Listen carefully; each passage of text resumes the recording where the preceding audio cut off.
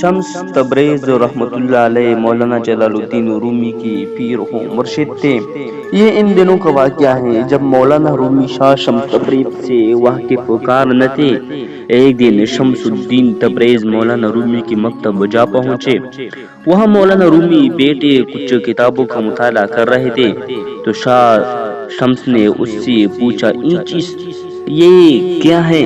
تو مولانا رومی نے ان کو کوئی عام ملنگ سمجھ کر جواب دیا، این علم است کہ تو نمیدانی، یہ وہ علم ہے جس کو تو نہیں جانتا۔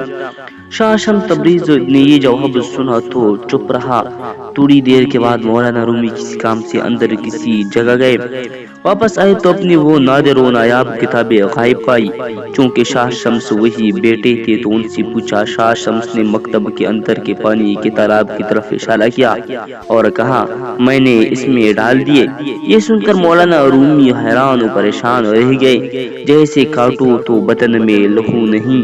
اتنی قیمتی کتابوں کے ضائع ہونے کا احساس ان کو مارے جا رہا تھا۔ تب کتابیں کچی سیاہی سے ہاتھ سے لکھی جاتی تھی، پانی میں ڈالنے سے ان کے سب سیاہی دھل جاتی تھی۔ شاہ شمس سے دکھ زدہ لہجے میں بولے، میرے اتنی قیمتی نسخے ضائع کر دیے۔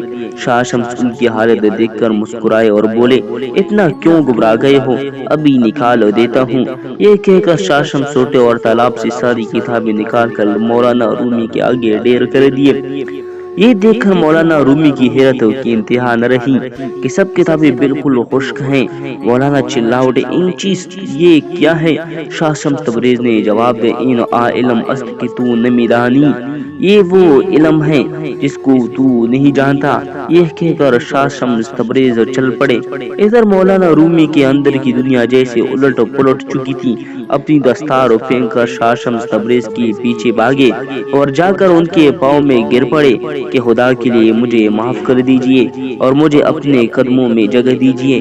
شاہ شمس نے انہیں اٹھا کر سینے سے لگایا اور کہا، میں تو خود ایک عرصے سے تیری تلاش میں تھا۔